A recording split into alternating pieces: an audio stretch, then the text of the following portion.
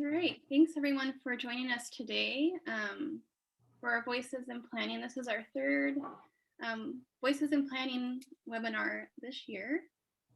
I'm Elizabeth Allen. I'm the Education and Outreach Representative for the Idaho Chapter APA. Today with us, we have Leon Letson. He is the manager of City of Boise's Grow Our Housing program.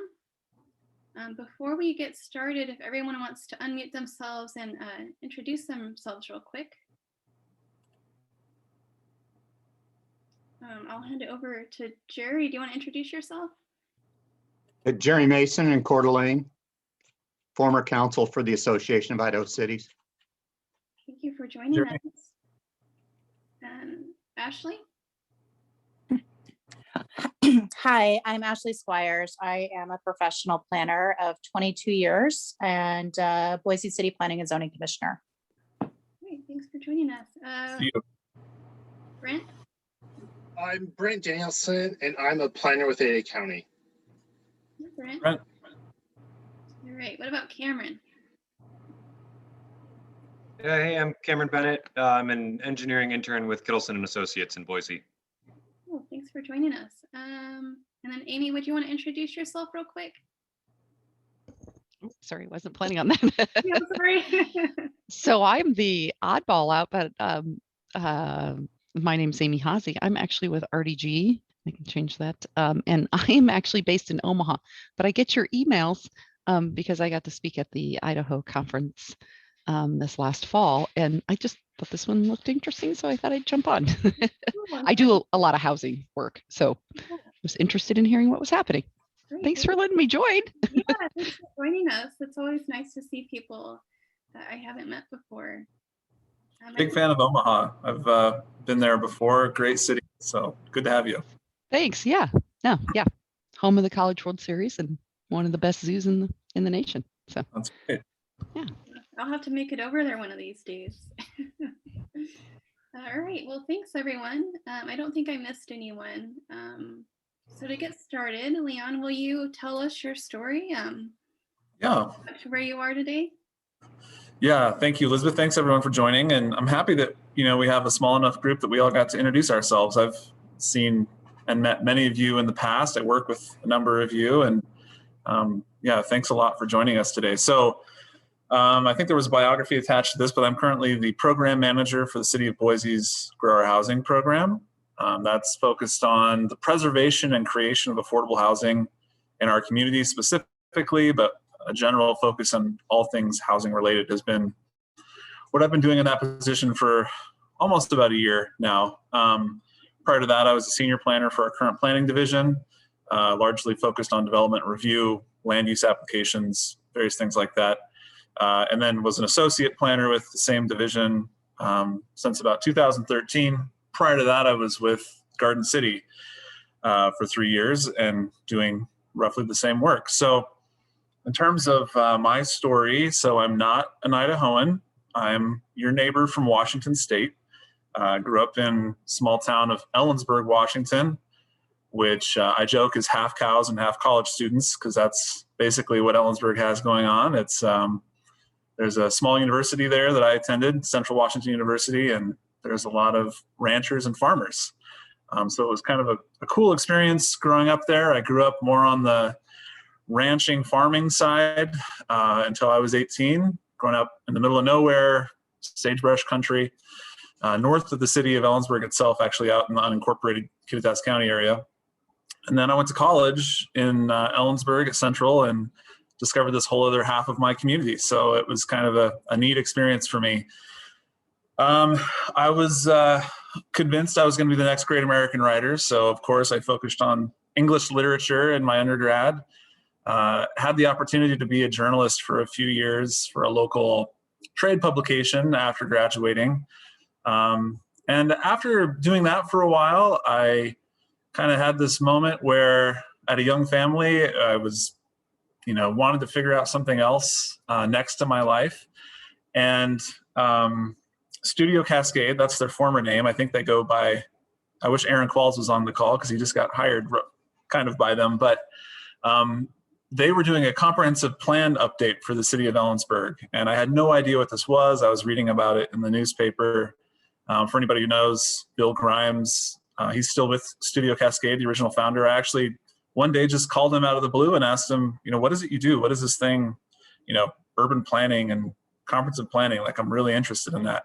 Thank you. SCJ Alliance. We want to get that right, because we'll probably ask them to be a sponsor at some point in the future for AP Idaho. But anyways, Bill was great. He took my call and had a quick chat. I didn't go into planning right after that. I actually had a small business for a while that the Great Recession helped close down. And it was a great opportunity for me to figure out what my next chapter was in life. And through that and those conversations with Bill, I discovered Eastern Washington University and their Master's in Urban and Regional Planning program, and moved to Spokane, Washington, where that program is located. Attended there for a couple of years, worked for the city of Spokane and the Spokane Transit Authority, which was great experience for me, just learning a ton during that time. And got my first job in Garden City, gosh, about 11-ish years ago, and have been doing everything I mentioned at the beginning of my introduction since then. I love Boise. I've grown to love Idaho. It reminds me a lot of Ellensburg, where I grew up. Similar, a lot of similar temperaments. The college there introduced me to a lot of the progressive ideas that I've encountered here in Boise. So it's been a pretty transferable experience for the most part, but I'm really happy to be here and have enjoyed my time. And I think that's all I've got for my backstory, Elizabeth. So you've been involved with AP Idaho. I don't know if you mentioned that at all. Do you want to? How did you? I didn't know. I didn't. I was going to mention that later on, but I'm happy to. I've been the president of AP Idaho for the last 3+ years. Aaron Qualls actually has just stepped into the new president position. I'm the past president on the board. That's been a great experience. It's, I had Darren Fluke. Those of you who know Darren Fluke kind of talked me into doing this early on. I was a bright-eyed associate planner in my first couple of years at the city of Boise, and just trying to take on as much planning related stuff as I could. And he got me looped into a conference one year to help organize some stuff. And from there, that rolled into becoming basically the president of the organization. And I've really enjoyed that a lot, just largely to get to meet so many people outside of city of Boise and Ada County. Made a bunch of friends up in Northern Idaho that every chance I get to see them, I really enjoy that. And yeah, just putting me in touch with planning across the state. It's been a really awesome experience.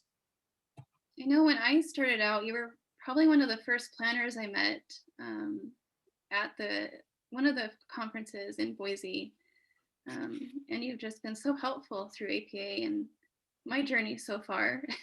Oh, thank you. Yeah, that's a great point. Mentorship has been a big part of all of this for me, and it's something I've advocated for with AP Idaho for a long time. I had the privilege of having a great mentor when I was at Eastern. Joanne Wright was kind of our director of planning for the city of Spokane, and she took me under her wing and helped me figure out how to get my first job and what I should be looking for. And gosh, I still touch base with her every now and again just to, see how things are going for her and ask her some big questions. She's been great. So mentorship's very important to me. Yeah, it's great to build those relationships that stick with you, throughout your entire career. And I forgot, so I put something in the chat. If you have any questions, feel free to raise your hand or unmute yourself or put them in the chat. So Leon, what are some leadership principles that you've discovered along the way that have contributed to your success? Yeah, before I jump into that, I'll reiterate Elizabeth's. If you have questions or comments, love to hear them. You've got me in my casual Friday COVID attire, hoodie in my living room office. So I'm very flexible with all this. If you have anything you want to ask me, I'd love to take some time to do that. But in terms of leadership skills, I actually wrote some of these down because I wanted to make sure I remembered them. Active listening and meeting people where they are is probably the number one thing for me.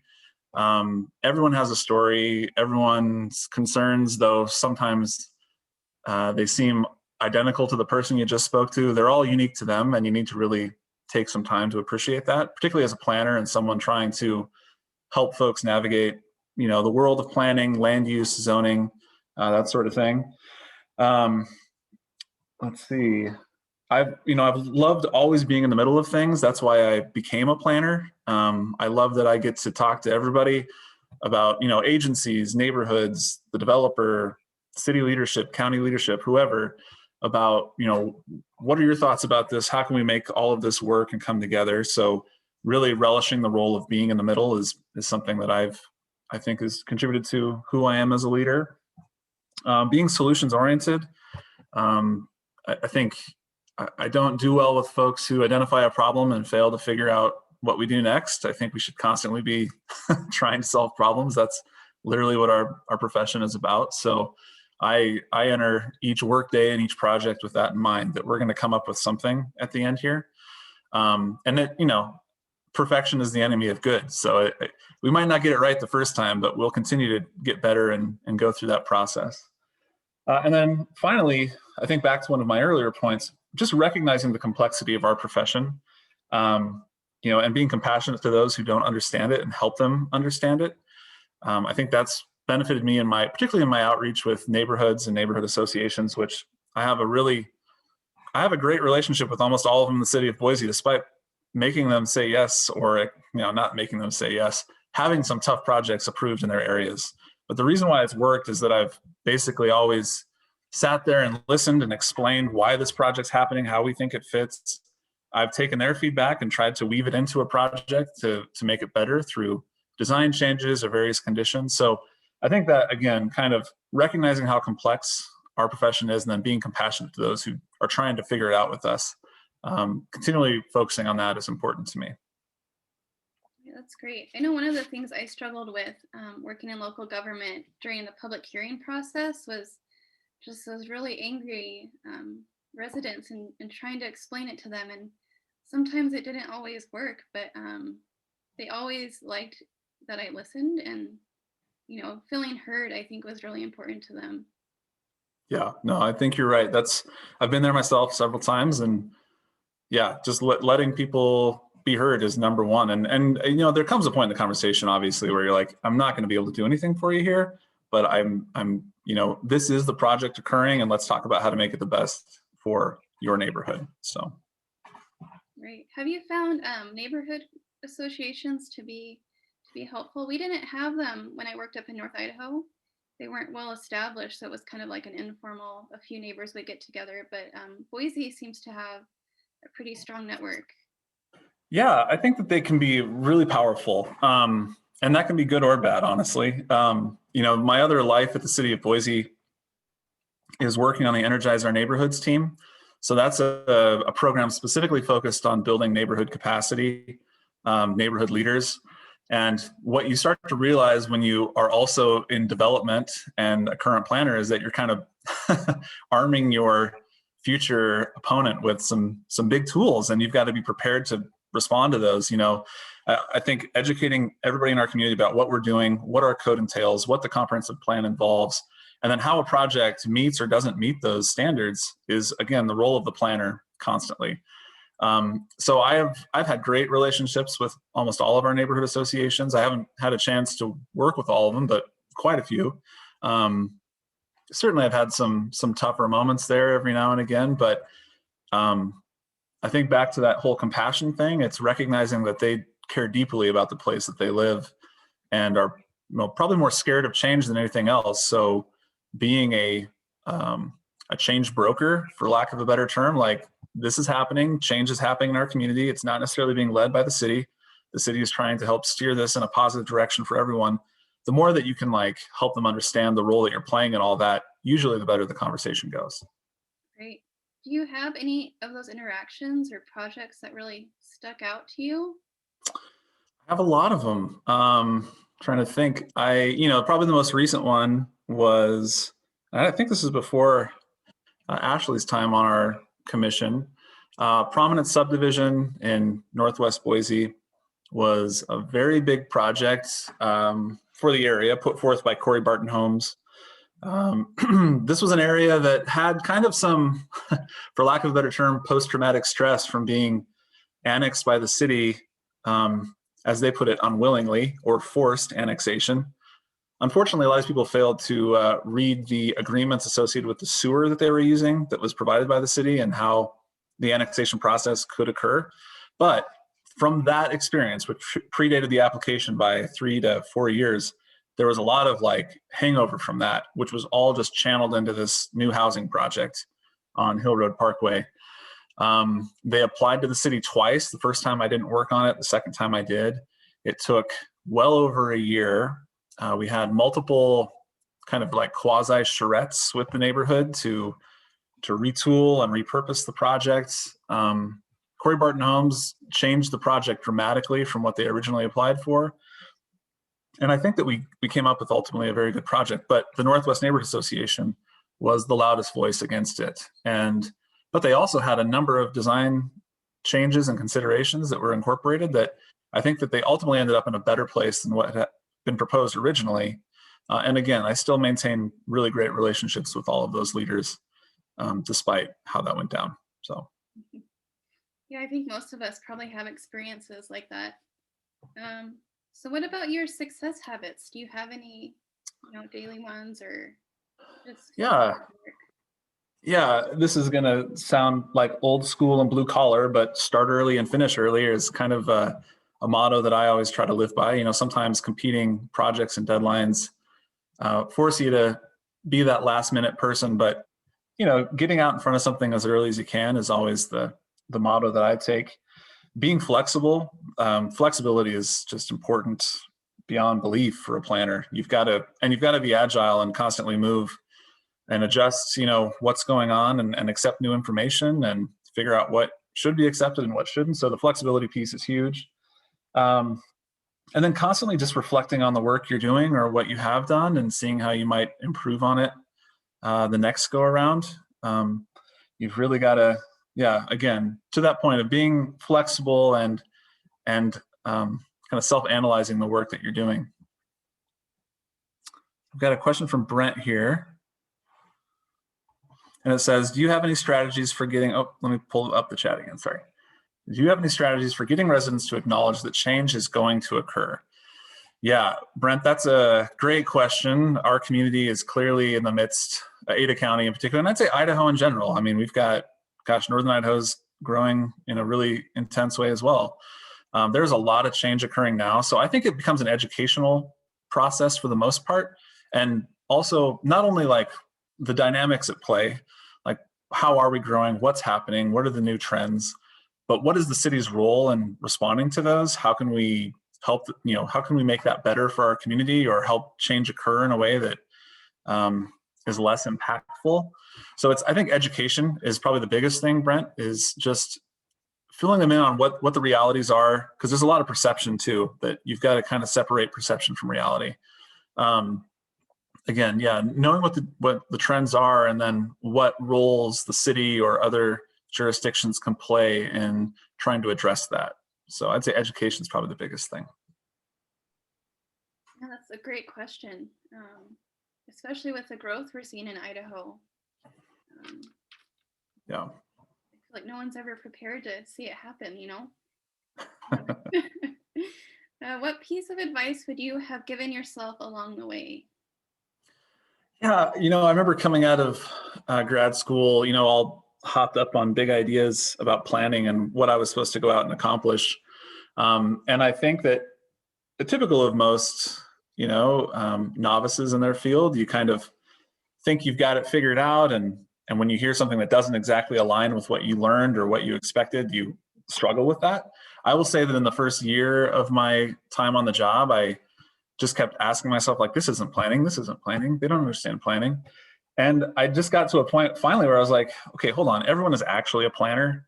And like my narrow definition of who's participating in this needs to expand.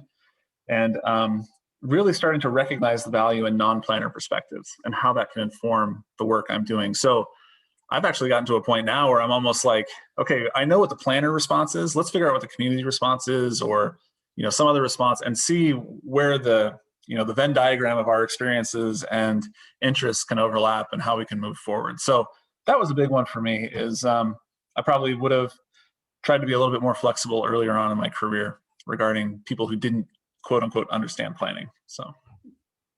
Oh, that's great. What is one thing that makes you the proudest? Yeah, well, I wrote two. But you kind of let me talk about one of them already. I'd say president of APA Idaho will long be one of my favorite things that I've done.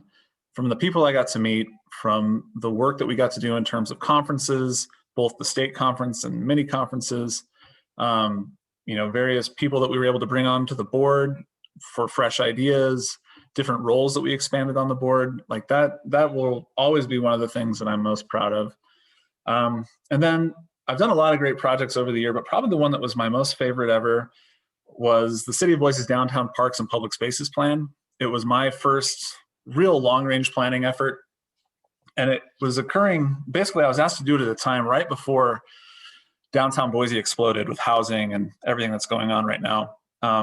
But I had a pretty remarkable director at the city. His name's Derek O'Neill. I was a big fan. Hasn't been there for a few years, but he is not a planner, very much not a planner. I think he struggled to figure out what planners were trying to do half the time as our director. But he took me into his office and he's like, I want you to write this plan, but I need you to think about it from all these perspectives that maybe aren't typically involved. So it was a lot of intense conversations with the development community, the arts community, health and social service community. What are the things that we can be doing to create quality public spaces in our downtown? And after about a year working on that project, we put it together and we adopted it. And today I get to walk around our downtown and see some of the spaces that we talked about. The improvements to Freak Alley and the Union Block Alley there off of 8th Street was a major one. The new park at 11th and Bannock was another recommendation out of that plan that's currently under construction. I'm trying to think. There's a few more that are in there, but that was, I think for me, will long be one of my favorite experiences because I had to figure out how to put this whole thing together and I had to talk to a lot of different people to get it done. And I get to go see what we actually planned for and enjoy it now. So that's been a really cool experience. Well, that's so great. So you mentioned APA Idaho. So since you're no longer the president, what's next for you? Are you gonna volunteer on any other boards or? Yeah, well, I'm still the past president, so I'll be in that capacity for the next year and a half. But yeah, mentorship and that sort of thing have always been huge for me. That's why I got so involved with APA Idaho before, is I wanted to talk to people about this profession, help them figure out what they wanted to do. So I'll continue to seek opportunities like that, but I haven't figured out what the next move is yet. Yeah. All right, what about mistakes? What mistakes have you made and what did you learn from them? Yeah, I think moving too fast and failing to listen to differing perspectives. Again, this is probably an earlier in my career situation, but you get to this feeling, and I think maybe a lot of planners are feeling it today. You've got so much work in front of you that you just got to go knock it out. And maybe you don't pause long enough to talk to somebody who might have a better idea about getting it done or have some angle that you haven't considered. So I would say that was my biggest thing, is that early on, I just was so focused on hammering stuff out that I would have preferred to have been a lot more inclusive in some of the projects and planning that I did. And I focus on that very heavily now, which is ironic because I'm extremely busy now versus when I was a new planner and thought I was busy. But you still find the bandwidth to get it done. But that's probably the biggest thing. Right. Let's see. So how do you stay motivated when you hit roadblocks? Or if something doesn't go right, you kind of feel like you've lost your passion? Yeah. Well, one, the community of planners that I'm a part of, just always having folks like you, Elizabeth, or others that I've worked with to just be like, gosh, this is tough right now. Like, we're dealing with so much. Just having that community of people to constantly kind of go back to and just kind of recharge your batteries a little bit. That's a big part for me. Recognizing that planning is a process and it's fluid and, something that we can constantly be making adjustments for. I am a big fan of the quote, and I've already dropped it once in the last 25 minutes, but perfection is the enemy of good. So I think that, recognizing that we're doing our best here and we're going to, through an iterative process, continue to refine this and improve it and make it better. Just recognizing that I have that ability as a planner, that is a circular situation that I'm a part of. and then I'll get another shot at it. So that helps me when I feel like I maybe messed something up or didn't get it quite right, like knowing that I get to come back to that and do a better job the next time. And then the biggest thing, well, not the biggest thing, I joke, I have 2 kids, 16 and 12, and their big joke is when they're driving in a car with dad and I see a project that I worked on, I'll say, I worked on that. And like, so now they joke every time, every new building that we go by, they're like, Dad, did you work on that? Is that the one you worked on? It's funny, but for me, that's like a major part of the motivation is actually getting to go walk around and interact with the things that, you know, we either planned for or the projects we worked on and reviewed. So just being in touch with the work I'm doing is really something that keeps me motivated.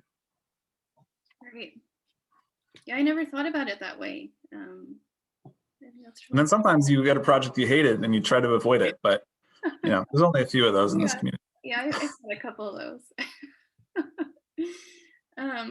So what advice would you give to those who felt like they haven't found the right fit? Yeah, that, you know, that was a question that you gave me in advance, and I was trying to think about that. I think, you know, it's important for you to understand what you want out of this, out of your career. And if you're like getting nowhere near that in the work you're doing right now, it's definitely time to look around and figure out how to get closer to it. That being said, I think you also need to be patient and maybe find ways to evolve what you're doing right now into something that's more closely aligned. But I think being honest with yourself about what you want out of your career is the biggest thing. You know, a lot of us get into this role of like assistant planner, associate planner, senior planner, planning director. And again, that's a path that I am following and plan to follow. But sometimes maybe recognize the thing I want to do isn't exactly like that. Maybe it's, I just love housing, or I love community gardens, or, you know, like there's so many things that a planner can do based on our flexibility. So don't be afraid to like look out of the planning lane that you're in and see what adjacent things are occurring that you might apply some of your skills to. So. Right. Yeah. When I was, you know, trying to find, you know, the right fit, which who knows if I found that or not yet, but I had this idea getting out of grad school that like I had to get a position that was called a planner at a city. There was no other route to take. I just had to do that. And then I started thinking about it differently. Like, oh, maybe that's not the best path. Maybe I don't have to be a community development director. There's so many other options out there. And eventually you find it. Yeah. And, you know, I will say some of the best planners I've met in Idaho don't come from planning backgrounds. They weren't formally educated that way. They maybe not even have any real, you know, direct planning experience. And I've personally been impressed with just how quickly they can figure this stuff out and do an awesome job. So I think we can kind of silo ourselves a little too much into, you know, there's one way to do this, one direction to go. And I think there's a lot more out there that we can be a part of. So. Mm-hmm. What would you like to see in Idaho to support, like, what kind of things should we offer to support planners throughout the state? Yeah, Jerry might want to weigh on this. Better legislation, I think, would be a huge, a huge win for us. You know, planners constantly have tools removed from their toolbox, it seems, every year with the legislative session. So I would love a more pro-planning political and legal, you know, legislative environment here. I just feel like when you even look across the border to Oregon or Washington, just the number of additional tools that they have that they can pull things off with, it's tough. And to that point, Idaho also is very impressive for getting done what it's getting done without those tools. You know, beyond that, I think APA Idaho is continuing to grow, and I think we're really growing the mentorship side of this, and we want to engage a lot of people that are in planning to talk to new planners. So I'd like to strengthen that community as much as possible. Coming from Washington and having had that experience as a part of Washington APA, it was invaluable to me, and I just want to continue to try to replicate that here in Idaho. And I think we're doing it. I think we're growing that, and it's, you know, we have more students that are a part of APA Idaho than we've ever had in the past. We have 2 student representatives on the board, or pretty soon we'll have another one once we make a decision. So I'm a firm believer in that we've got to strengthen our community. And I think I have one final question for you, and then hopefully, if anyone else has questions or just want to chat about something, we could do that. So, and you kind of already answered this, but what tips do you have for planners just getting started? Yeah, I have to answer this from two versions of myself. The early version, which didn't even know what work-life balance was and didn't pay attention to that, would be get involved in everything you can, because it's just great to have that experience. So that's the initial advice. And then the more mature Leon would be like, really focus on work-life balance, because you actually need that. You're going to burn yourself out. You know, I think what I've learned more and more is that there are 1,000 things that planners could get involved with around our community. You have to kind of be selective, and you have to take care of yourself. And I think, again, as I'm getting a little older and I have kids that are a little older, I'm recognizing I'm going to be better if I'm more focused on the things that I plug myself into versus plugging myself into everything. But I would say for new planners, you know, understand what your energy is, what your capacity is, and try to do as much as you can. But at the end of the day, you got to take care of yourself. So. Great. What a great answer. I know when I was starting out, I was, trying to get on to be a student representative and network and do all these things. And I didn't even think about capacity or anything like that when I was first starting out. Yeah. I tend to think about it more. And there's a question. Yeah, and I think our profession, unfortunately, oh, sorry. I would say our profession has the high ability to breed a lot of cynicism in the people who are engaged in it. So part of staving off the cynicism and continuing to love what you're doing is to, again, take care of yourself and balance work and life. So has that been trickier for you during this past year? Yeah, COVID actually, yes. I mean, it's been busy because I've taken up a new position. Business, kind of fell off a little bit for Boise, but then it just picked right back up. So we had plenty of work to do. However, the whole work from home thing has really put me in better touch with, the things like my energy levels, the things that I care about on a day-to-day. Having my kids attend school while they're in my office basically has forced us all to give each other a lot more time and consideration. So it's been a tough year, but it's been good in the sense that I understand those connections better to my home environment, what my life outside of work is, and obviously my family. So we have a question in the chat. Do you want me to read it, or do you? Sure, yeah. So you mentioned the legislative side of planning. What do you see the role as a planner or a planning organization such as APA Idaho becoming more engaged in the legislative process? Yeah, that's from Ashley. So we have a legislative committee that's a part of APA Idaho. That's led by Jason Bull from Ada County, and I'm on that committee, and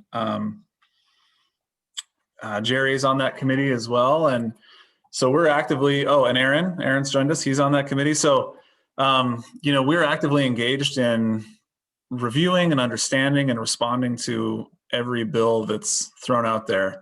And it's a wild ride for 3 months. I think we're all really excited for hopefully this session to be closing soon, because there's been a lot of things thrown out there that have been, again, kind of direct or indirect attacks on the world of planning and local government that are concerning. So the legislative committee is something that I think continues to get better. Jason, I think, is in his second year as that committee chair, and he's really done a lot to evolve it. A big part of us being more effective, however, that we've recognized is that we need to strengthen our partnerships with other groups like AIC, IAC, others that are kind of operating in the same areas of interest and being a bigger voice. Our legislation is it's challenging for me personally. I mean, I'm just going to put that out there. This seems like it's just one bad idea after another. It's like competing bad ideas on a 3-month timeline. But I have been impressed that they have stopped to let cities and jurisdictions speak to them this year. I mean, the most recent SB 1108, that was a near train wreck. I think we missed it by 1 vote. We'll see what happens in the next 11 or 12 days. but that would have impacted budgets based on property tax. And it would have been a huge, huge thing for us. So again, getting a bigger voice together, being more collaborative. And then I think Aaron, hopefully he'll jump in and say something to this effect too, is we kind of want to start being proactive and maybe putting forth some ideas for legislation that could improve our profession as planners. That obviously is a big lift. Got to find some partners in the legislature that will, sponsor our bills and work with us. But I think that's probably our next move, is to try to take on something like that, or co-sponsor or co-develop with some other groups, some legislation that maybe makes our profession a little bit easier. Yeah, exactly, Aaron. We're tired of playing defense. So so that was the last question I had in here. If anyone wants to unmute or turn your camera on and, I don't know, share what you're maybe struggling with or anything you want to ask Leon or bounce around the group, feel free to jump in here.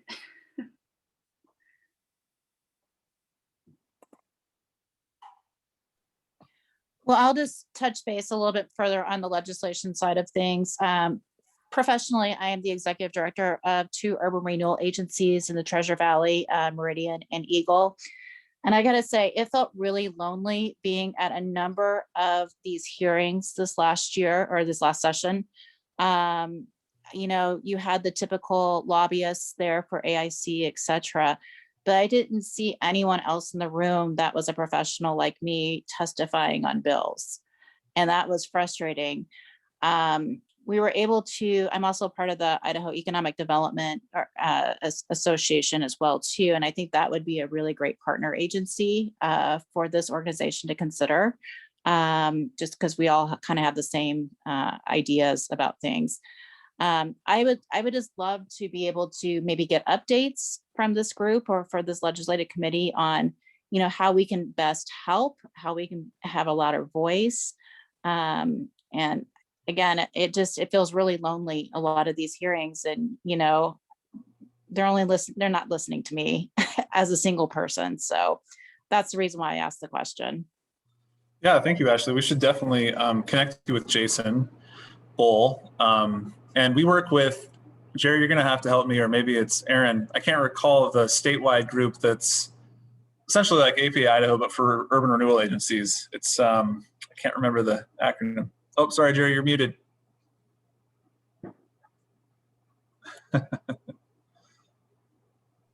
Sorry, my silence was golden. RAI, the Redevelopment Association of Idaho. Yes, we're a member of that on behalf of Eagle. The challenge with that is that then it's only one voice coming from a lobbyist versus different administrators and staff members and planners and economic development professionals standing up. It does not have the same impact. And that's kind of what I'm trying to get, is a lot of different voices. Even though you may be represented by a lobbyist in an organization, they still need to hear the stories of each individual community.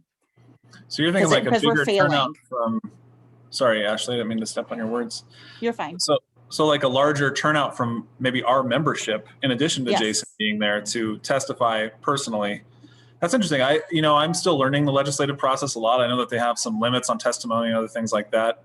But I'm strength in numbers, totally believe in that. So something that we can look into. And again, I'd love to put you in touch with Jason, just so that we can, if nothing else, know what you're focused on and concerned with and what we're focused on and concerned with. I think we can really strengthen relationships that way. Absolutely. Thank you.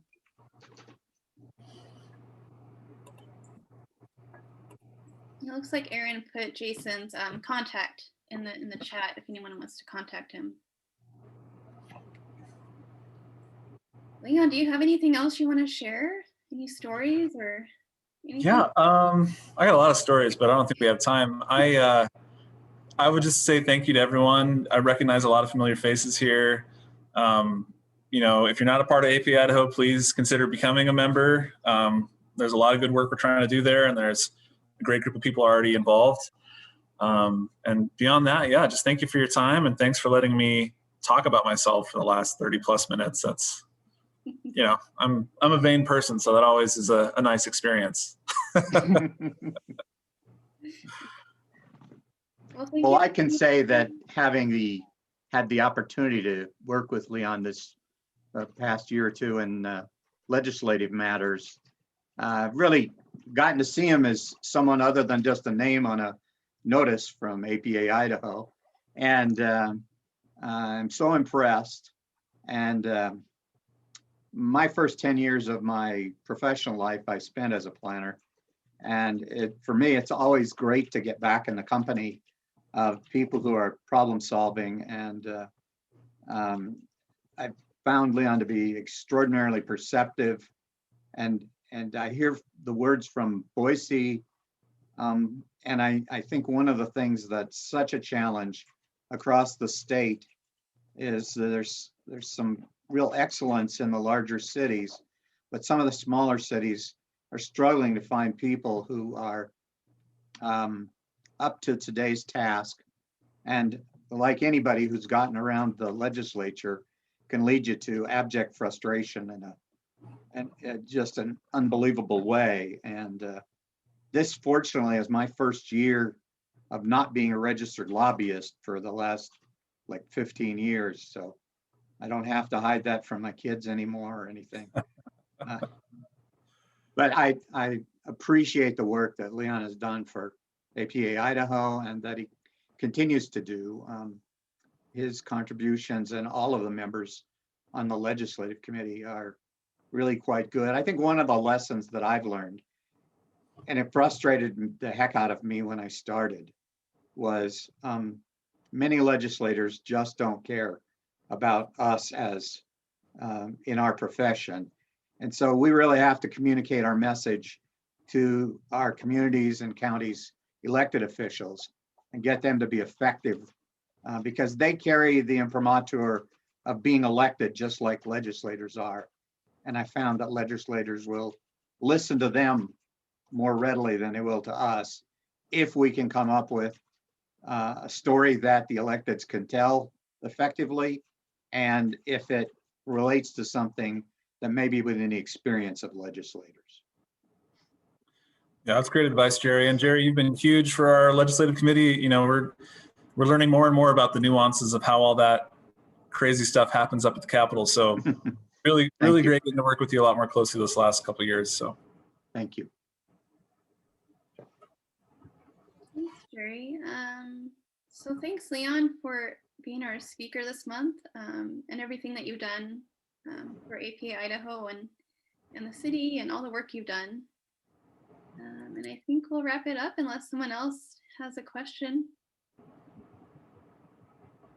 Aaron looks like he might have a question.